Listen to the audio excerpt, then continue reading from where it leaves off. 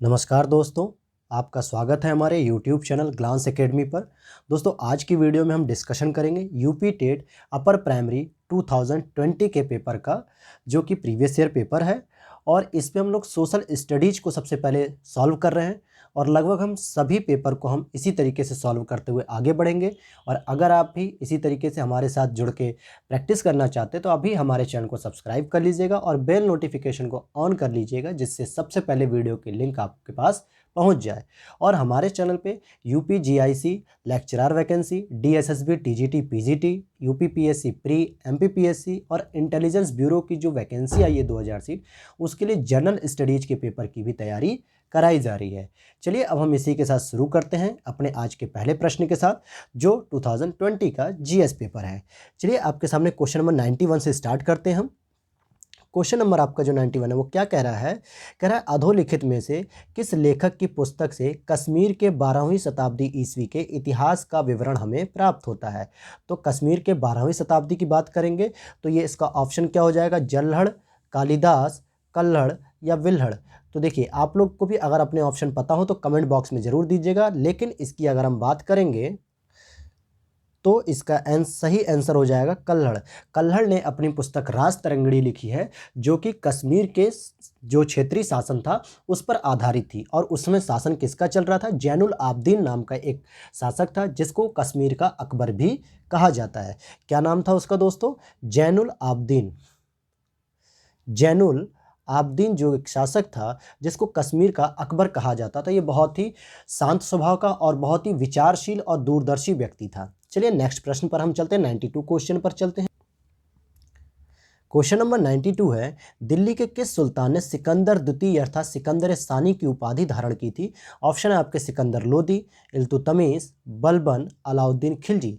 तो इसका सही जवाब हो जाएगा अलाउद्दीन खिलजी साहब ने जो है कि क्या किया था, सिकंदर सानी या सिकंदर द्वितीय की उपाधि रखी थी, क्योंकि उसकी भी इच्छा थी कि वो संपूर्ण विश्व को जीते, जिस तरीके से सिकंदर जो कि कहाँ के थे बताइएगा इसको जो है कि आप लोग। और सिकंदर ने जब भारत पर आक्रमण किया था, राजा पोरस के साथ उसका युद्ध हुआ था, तो उसी से प्रभावित होकर यानी उसी के बारे में जानकर इसकी भी इच्छा ये हुई थी अलाउद्दीन खिलजी की। तो इसने भी क्या किया, सिकंदर ए सानी की उपाधि धारण की। क्वेश्चन नंबर 93 कहता है कुछ मैचिंग करने को है। चलिए हम जरा मैचिंग देख लेते हैं कैसे क्या क्या है। आपके सामने राजा राम मोहन राय, विवेकानंद, दयानंद सरस्वती और एक लोग और हैं जिनका नाम है एमजी रानाडे साहब। तो आपसे पूछा जा रहा है इनको मैच कराना है। तो देखिए, अगर हम बात करें राजा राम मोहन राय जी की, तो इन्होंने ब्रह्म समाज की स्थापना की, यानी कि एक का थर्ड हो जाएगा। विवेकानंद जी ने अपने गुरु रामकृष्ण परमहंस के लिए रामकृष्ण मिशन की स्थापना की। दयानंद सरस्वती ने आर्य समाज की स्थापना की और एमजी रानाडे साहब ने जो है कि प्रार्थना समाज की स्थापना की थी। तो ये इसका सही ऑप्शन क्या हो जाएगा दोस्तों? तो इसका सही ऑप्शन बी हो जाएगा। चलिए यहाँ पे और सन भी देख लीजिए। ब्रह्म समाज 1828 कलकत्ता, रामकृष्ण परमहंस 1897 बेलूर, आर्य समाज 1875 बंबई, प्रार्थना समाज 1870 जो है कि एमजी रानाडे इसके सदस्य थे। क्वेश्चन नंबर 94 अगर हम देखें, निम्नलिखित में से किसे मदर ऑफ इंडियन रिवॉल्यूशन कहा जाता है? एनी बेसेंट, प्रीति लता वाडेकर, कल्पना दत्त या मैडम भीखाजी कामा। तो आपका सही जवाब हो जाएगा भीखाजी कामा, जिन्होंने जर्मनी के स्टुटगार्ट में जब इंटरनेशनल कॉन्फ्रेंस हो रही थी तो वहाँ पे भारतीय तिरंगे को सबसे पहले फहराया था। तो मैडम भीखाजी कामा को मदर ऑफ इंडियन रिवॉल्यूशन यानी कि क्रांतिकारियों की माँ के नाम से इनको जाना जाता है। चलिए हम नेक्स्ट क्वेश्चन पर चलते हैं अब अपने। देखिए, अगर हम बात करते हैं मैडम भीखाजी कामा की, तो ये भारतीय क्रांतिकारियों की माँ भी कहलाती थी और यह महाराष्ट्र के पारसी परिवार से संबंधित थी। किस परिवार से? पारसी परिवार से थी। और जिस तरीके श्यामजी कृष्ण वर्मा की सहयोगी भी थी ये, और इन्होंने 1902 में ही भारत छोड़ दिया था। और 1907 यानी 1907 में जिस समय भारत में सूरत अधिवेशन हो रहा था, उसी समय स्टुटगार्ट यानी जर्मनी में अंतर्राष्ट्रीय समाजवादी कांग्रेस में इन्होंने भाग लिया और सम्मेलन के अंत में वहीं पर भारत का राष्ट्रीय तिरंगा भी फहराया था। तो ये कहाँ से थी? महाराष्ट्र के पारसी परिवार से संबंधित थी। 1907 में इन्होंने स्टुटगार्ट में फहराया था। तो आपसे इससे भी संबंधित कुछ प्रश्न पूछे जा सकते हैं, इसीलिए हम लोग इसका भी रिवीजन करा रहे हैं। चलिए आगे देखते हैं। नेक्स्ट क्वेश्चन है, सुदर्शन झील का निर्माण किस शासक के काल में हुआ? ये पूछ रहा है किस शासक के काल में हुआ है। तो अशोक, चंद्रगुप्त, समुद्रगुप्त, बिंदुसार। इसका सही जवाब हो जाएगा चंद्रगुप्त मौर्य। ध्यान दीजिएगा, मौर्य होंगे, चंद्रगुप्त गुप्त वंश वाले नहीं। चंद्रगुप्त मौर्य का एक जो है कि व्यक्ति था जिसका नाम था पुष्यगुप्त। पुष्यगुप्त जो था उसी की वजह से या उसी का जो है कि सहयोग से ये नदी बनी थी, मतलब सुदर्शन झील बनी थी। जैसे चंद्रगुप्त मौर्य ने सौराष्ट्र प्रांत में सुदर्शन झील का निर्माण करवाया था और यहाँ का जो शासक था पुष्यगुप्त वैश्य, उसके मतलब उसी के द्वारा इसका निर्माण कराया गया था। और इसकी जानकारी रुद्रदामन के जूनागढ़ अभिलेख से भी हमें प्राप्त होती है। चलिए नेक्स्ट क्वेश्चन पर अगर हम चाहे 96 पर, पुष्यभूति राजवंश की अगर हम बात करें तो पुष्यभूति राजवंश की वंशावली अधोलिखित किस राजा के नाम से प्रारंभ होती है। मतलब अगर हम बात करें पुष्यभूति राजवंश की जो वंशावली है तो आप देखेंगे प्रभाकर वर्धन, आदित्यवर्धन, नरवर्धन या राज्यवर्धन। तो अब आप देखेंगे तो इसका सही जवाब हो जाएगा क्या, नरवर्धन की हम बात करेंगे। तो ये किस वंश से संबंधित है, नरवर्धन से। क्योंकि अगर हम सबसे पहले बात करते हैं तो ध्यान दीजिएगा नरवर्धन से जो है कि ये पुष्यभूति वंश शुरू होता है। कौन सा वंश शुरू होता है दोस्तों, यहाँ देख लीजिए क्या प्रश्न पूछा गया है। पुष्यभूति राजवंश की बात कर रहा है जो कि थानेश्वर जो कि कन्नौज में है। थानेश्वर में पुष्यभूमि राजवंश की वंशावली पहले नरवर्धन थे, उनके पुत्र राज्यवर्धन प्रथम, फिर उनके पुत्र आदित्यवर्धन, फिर प्रभाकर वर्धन आते जो कि हर्षवर्धन के पिता होते हैं। और प्रभाकर वर्धन के दो बेटे होते, राज्यवर्धन द्वितीय और हर्षवर्धन छोटे बेटे, और राजश्री उनकी बेटी होती हैं। ठीक है, तो ये जो है कि इनके परिवार का सीक्वेंस था। तो इसीलिए कहा जाता है कि हर्षवर्धन किस वंश से संबंधित थे, तो ये पुष्यभूति वंश के सबसे प्रतापी राजवंश थे। चलिए अब हम आगे चलते हैं नेक्स्ट क्वेश्चन पर। निम्न अधोलिखित में से कौन सी ताम्र पाषाणी ग्रामीण संस्कृति प्राचीनतम है। जोरवे की संस्कृति, मालवा की संस्कृति, आहार की संस्कृति, कायथा संस्कृति। तो इसका सही जवाब क्या होगा दोस्तों, देखिए इसका जो सही जवाब हो जाएगा वो आहार संस्कृति हो जाएगा। जबकि ये चारों ही संस्कृतियां क्या थी, ग्रामीण थी, एक ही समय के लगभग थी, लेकिन थोड़ा थोड़ा सीक्वेंस में अंतर था। इसीलिए आहार संस्कृति जो है कि इसकी क्या होगी, सबसे प्राचीन ग्रामीण संस्कृति होगी। जबकि जोरवे, मालवा, आहार और कायथा ये चारों ही ग्रामीण संस्कृतियां हैं। चलिए हम नेक्स्ट क्वेश्चन पर चलते हैं अपने।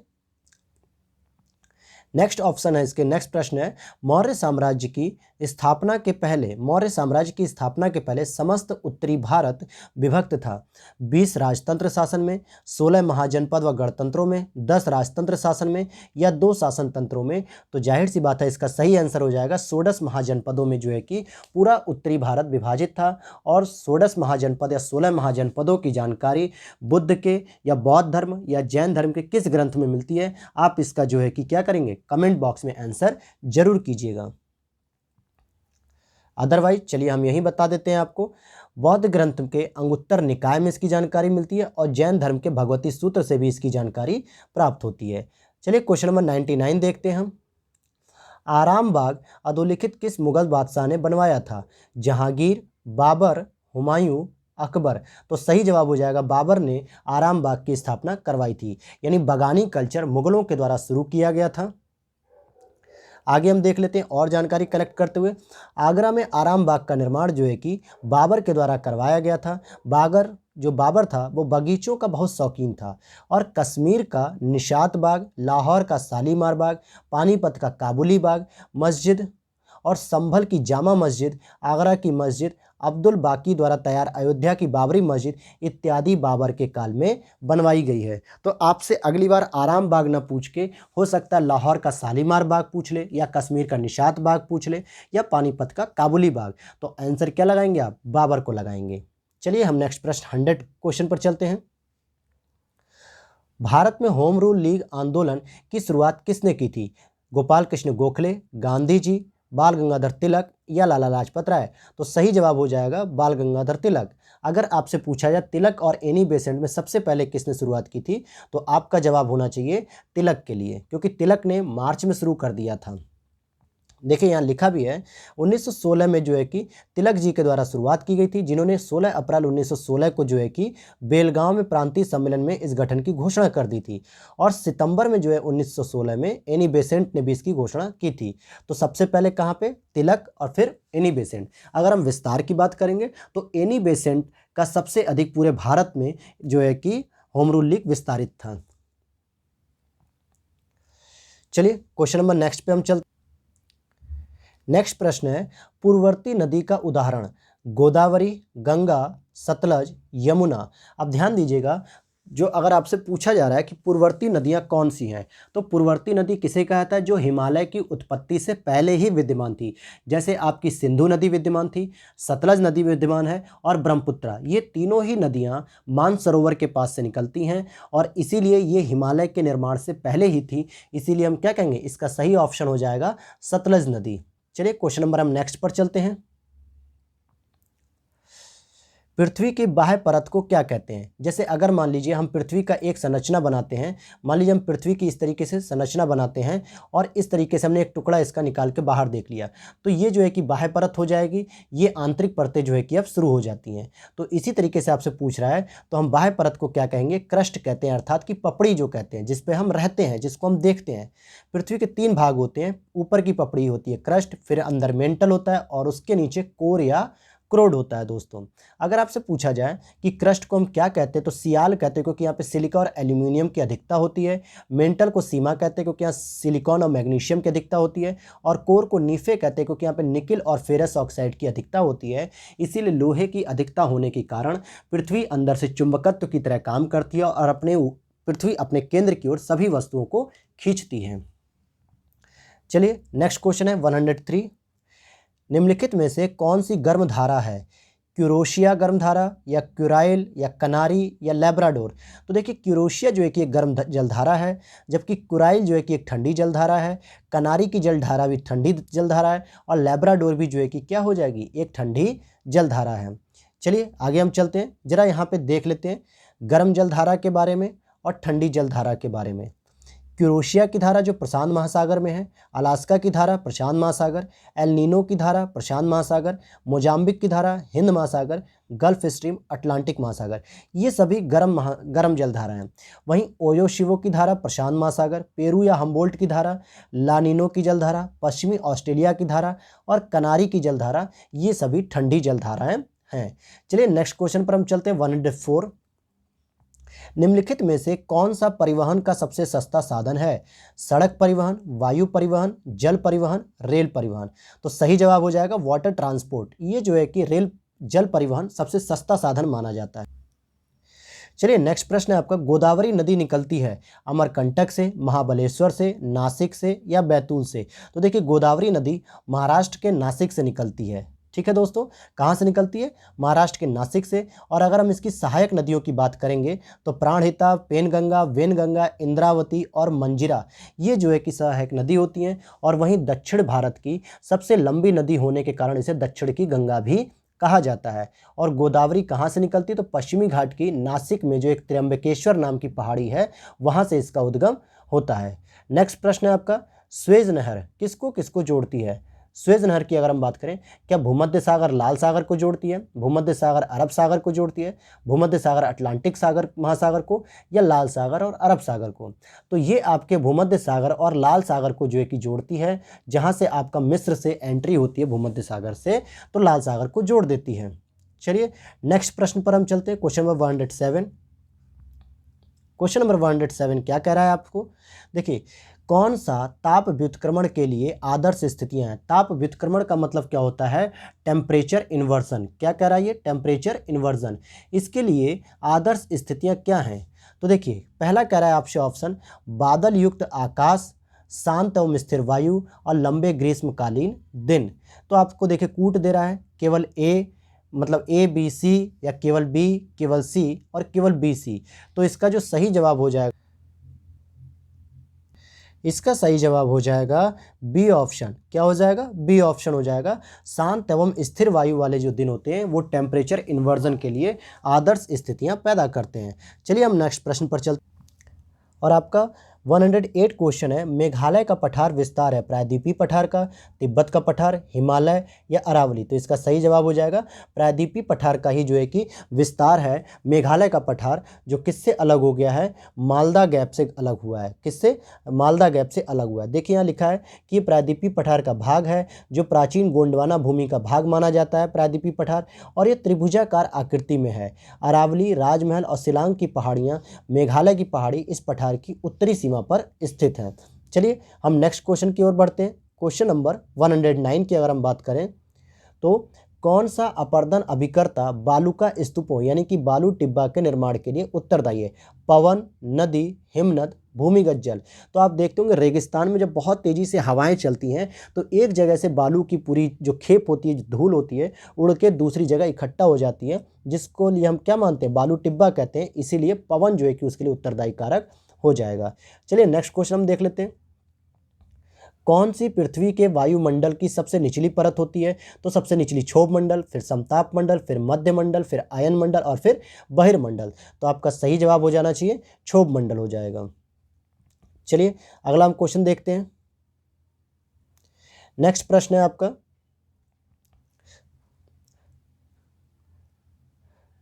हमारे संविधान में मूल कर्तव्य कब लाया गया? 1979, 1976, 1977 या 1978? तो देखिए 1976 में जो है कि हमारे संविधान में 42वें संशोधन के द्वारा लाया गया था मूल कर्तव्य। किसकी अनुशंसा थी? तो स्वर्ण सिंह समिति की सिफारिश पर इसको लाया गया था। किसकी सिफारिश पे? स्वर्ण सिंह समिति की सिफारिश पर। तो 42वें संविधान संशोधन द्वारा 1976 में जोड़ा गया, भाग 4 का में शामिल किया गया, अनुच्छेद 51 क था। कुल 10 मौलिक कर्तव्य जोड़े गए थे, लेकिन 86वें संविधान संशोधन 2002 में एक और कर्तव्य जोड़ा गया था जिसका नाम था 11वें मूल कर्तव्य, अर्थात 6 से 14 वर्ष तक के बच्चों को शिक्षा का अवसर प्रदान करना प्रत्येक माता पिता या संरक्षकों पर आरोपित किया गया था। चलिए हम नेक्स्ट प्रश्न पर चलते हैं। चलिए नेक्स्ट प्रश्न हम देख लेते हैं। सर्वप्रथम पंचायती राज का गठन किस वर्ष हुआ? तो 87, 72, 68, 59। तो सही आंसर हो जाएगा 59। 1959 में पंडित नेहरू जी के द्वारा जो है कि 2 अक्टूबर 1959 में राजस्थान के नागौर जिले में जो है कि इसकी शुरुआत की गई थी। 2 अक्टूबर 1959 को राजस्थान के नागौर जिले से, और इसको संवैधानिक दर्जा 73वें संविधान संशोधन द्वारा जो है कि प्रदान कर दिया गया था, जिसके लिए एलएम सिंघवी समिति की सिफारिश मानी गई थी। कौन सी समिति थी? एलएम सिंघवी समिति। देखिए नेक्स्ट क्वेश्चन कह रहा है, कौन सा संविधान के 73वां संशोधन से सम्मिलित है? जिला पंचायत, क्षेत्र पंचायत, ग्राम पंचायत, नगर निगम। आपके कूट दे रखे हैं नीचे, कूट दिया है सभी चारों, ABD, BCD या ABC। तो इसका सही ऑप्शन हो जाएगा ABC, यानी तीनों। जिला स्तर पे जिला पंचायत, क्षेत्र स्तर पे क्षेत्र पंचायत, ग्राम स्तर पे ग्राम पंचायत। इन तीनों को 73 अमेंडमेंट से जोड़ दिया गया था, जबकि नगर निगम नगर पालिका को 74 अमेंडमेंट से जोड़ा गया था स्थानीय प्रशासन के नाम से। चलिए हम नेक्स्ट क्वेश्चन पर चलते हैं। अब अपने भारतीय संविधान के अनुसार निम्न में से किसे अवशिष्ट शक्तियां प्रदान की गई? स्थानीय निकायों को, राज्य को, केंद्र को या राज्य तथा केंद्र को? तो सही जवाब हो जाएगा केंद्र को। अवशिष्ट शक्तियां किसे कहा जाता है? तो सामान्यतः अवशिष्ट शक्तियां उन्हें कहा जाता है जो 7वीं अनुसूची, कौन सी? 7वीं अनुसूची में जो वर्णित होती केंद्र सूची, राज्य सूची और समवर्ती सूची, जो विषय इन तीनों सूचियों में शामिल नहीं होते हैं वो विषय अवशिष्ट शक्तियों को दे दिए जाते हैं, अवशिष्ट शक्तियों के रूप में केंद्र के पास पहुंच जाते हैं। तो इसीलिए इस आंसर क्या हो जाएगा इसका? C option. चलिए नेक्स्ट क्वेश्चन देख लेते हैं कि प्रधानमंत्री नरेंद्र मोदी G7 शिखर सम्मेलन में सम्मिलित होने के लिए 2019 में किस देश में गए थे?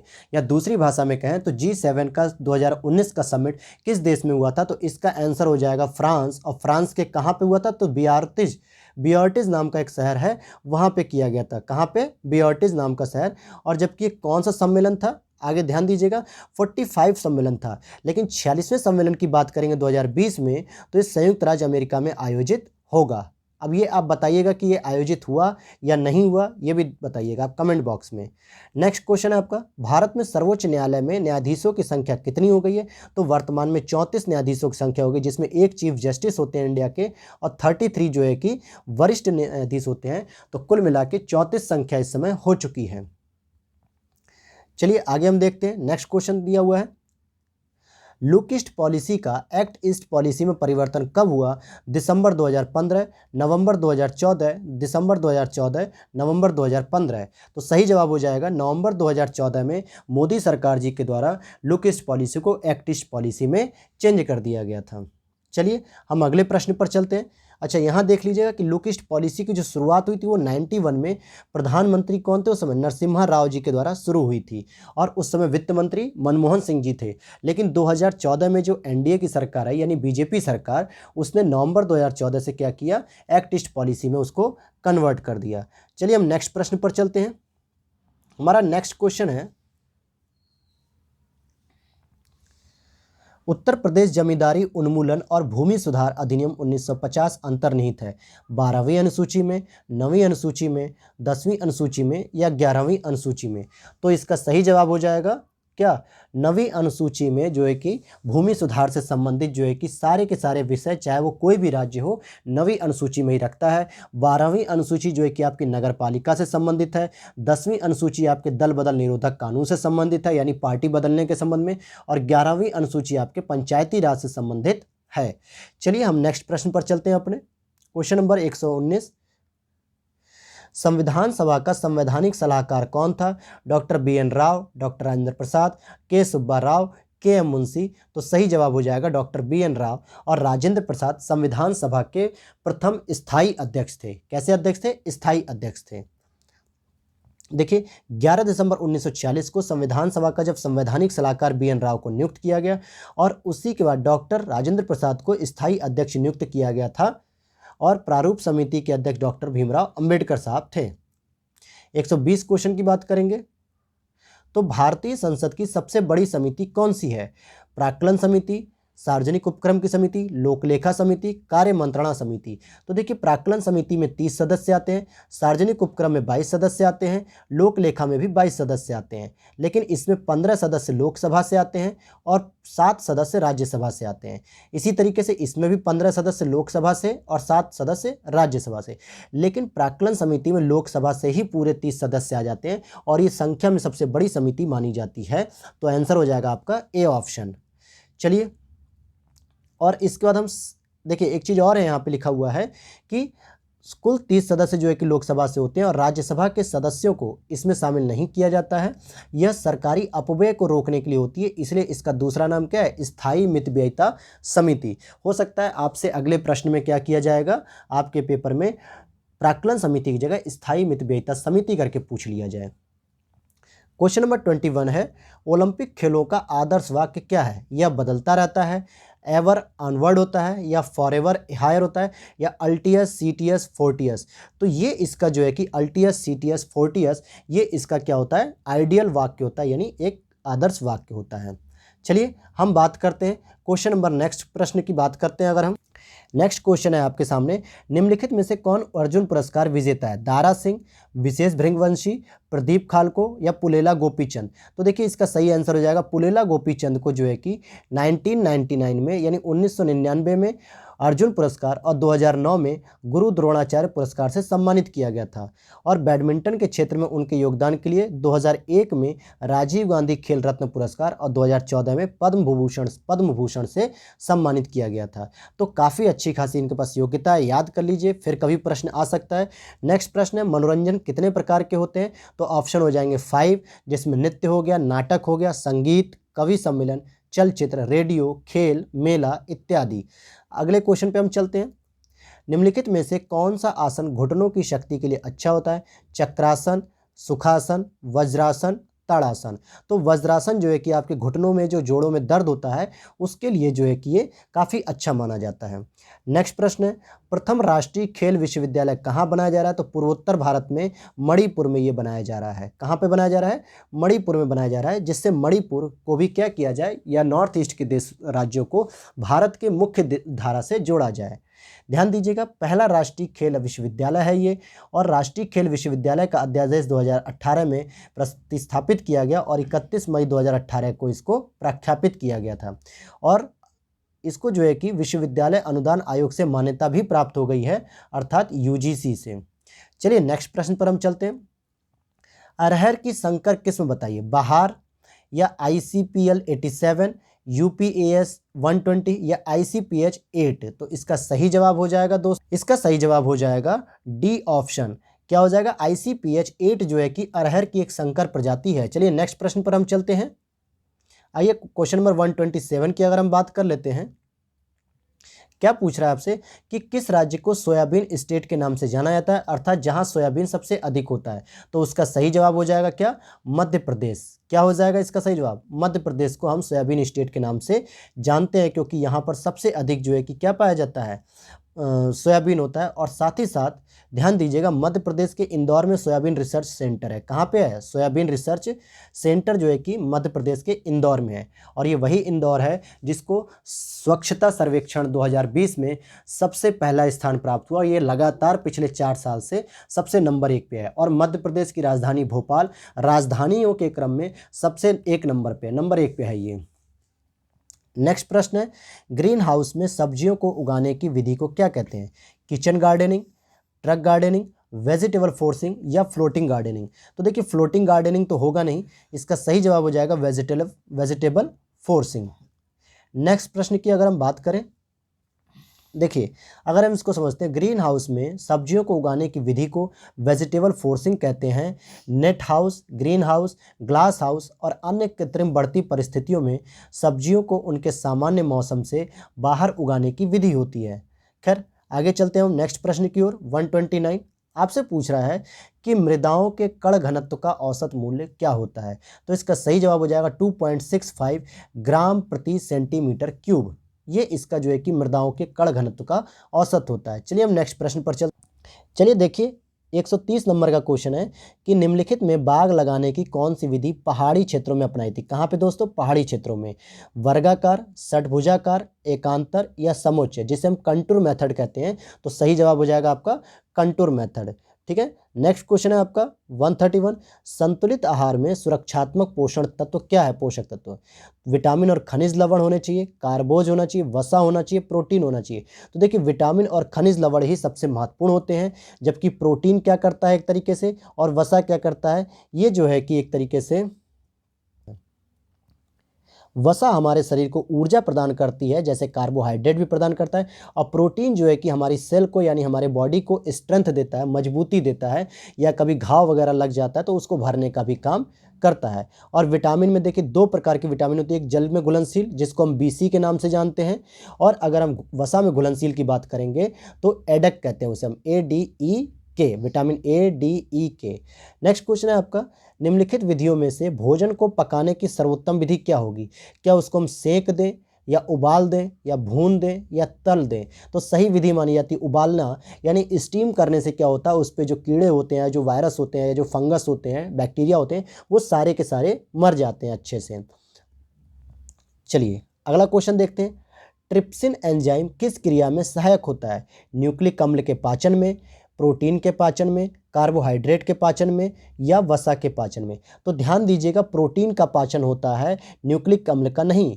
ठीक है, न्यूक्लिक अम्ल नहीं बल्कि प्रोटीन का पाचन जो है कि, क्योंकि प्रोटीन को पाचन करने के लिए एंजाइम की आवश्यकता होती है, और ट्रिप्सिन क्या है, एक एंजाइम है। चलिए नेक्स्ट प्रश्न पर हम चलते हैं जल्दी से। क्वेश्चन नंबर 134 पे चलते हैं। चेचक के विषाणु का नाम बताइए। चेचक किस विषाणु या वायरस से होता है, तो बैसिलस टाइफोसस, या वेरियोला वायरस, एंट अमीबा हिस्टोलिका, या विब्रियो कॉलेरी। तो ये भी जो है कि आपका क्या हो जाएगा, बी ऑप्शन हो जाएगा, वेरियोला वायरस। चलिए अगला हम देखते हैं, चेचक किससे होता है, वेरियोला वायरस से होता है।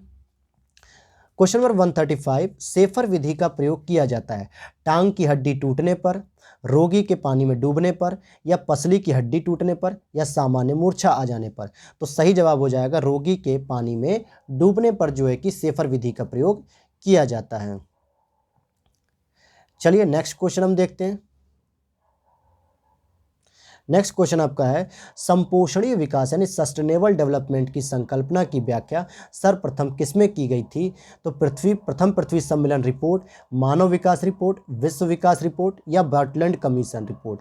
तो सही जवाब हो जाएगा डी ऑप्शन, जो 1987 में बर्टलैंड कमीशन की एक रिपोर्ट आई थी, उसी में जो है कि बताया गया था सस्टेनेबल डेवलपमेंट क्या होता है और कैसे इसका विकास किया जाएगा। आगे हम देखते हैं, किसे भारत का राष्ट्रीय जलीय जीव कहा जाता है, कछुआ, घड़ियाल, मगरमच्छ, या डॉल्फिन गैंगेटिका। तो ये जो है कि डॉल्फिन गैंगेटिका को ही माना जाता है, और बिहार में डॉल्फिन गैंगेटिका के लिए एक अभ्यारण्य भी खोला गया है। नेक्स्ट प्रश्न है आपका, किस वर्ष वन संरक्षण अधिनियम पारित किया गया था, 1980, 1988, और 1986 या 1990। तो देखिए 1980 इसका सही ऑप्शन हो जाएगा वन संरक्षण अधिनियम, और 1986 में अगर हम बात करेंगे तो पर्यावरण संरक्षण अधिनियम था। क्या था? पर्यावरण संरक्षण अधिनियम। लेकिन अगर हम 1972 की बात करते हैं तो यहाँ पे आ जाएगा वन्य जीव संरक्षण। कौन से जीव? जो जंगलों में रहने वाले वन्य जीव होते हैं। तो 72 में हो जाएगा वन्य जीव संरक्षण अधिनियम, 80 में हो जाएगा वन संरक्षण अधिनियम, और 86 में हो जाएगा पर्यावरण संरक्षण अधिनियम। चलिए नेक्स्ट प्रश्न पे हम आते हैं। निम्नलिखित में से कौन सा हरित गृह प्रभाव गैस नहीं है? मीथेन भी है, नाइट्रोजन भी है, कार्बन डाइऑक्साइड भी है, लेकिन सॉरी थोड़ा सा गलत हुआ यहाँ पे, ओजोन भी है, कार्बन डाइऑक्साइड भी है, मीथेन भी है, लेकिन नाइट्रोजन जो है कि हरित गृह गैस के रूप में नहीं पाई जाती। नहीं तो वायुमंडल में सबसे अधिक मात्रा नाइट्रोजन गैस की होती है, और अगर ऐसा होता तो पूरी पृथ्वी हमेशा गर्म हो जाती, बहुत ज़्यादा। चलिए क्वेश्चन नंबर 140 को देखते हैं। निम्नलिखित में से कौन सी मृदा संरक्षण की विधि नहीं है?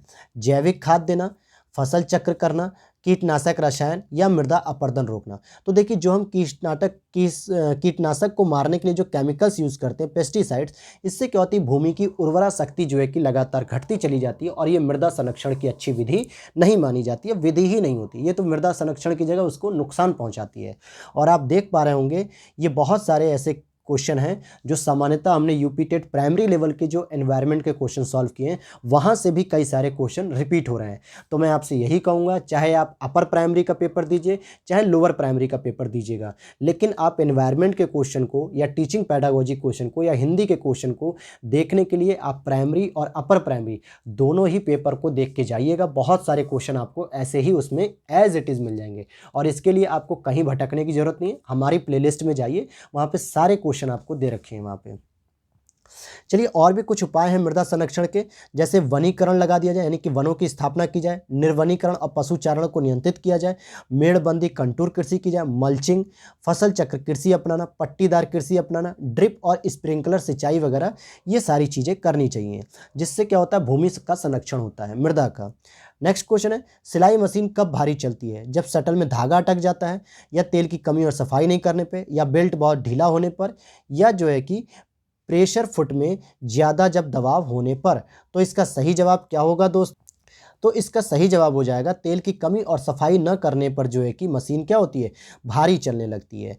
चलिए नेक्स्ट क्वेश्चन पर हम चलते हैं, 142 क्वेश्चन पर।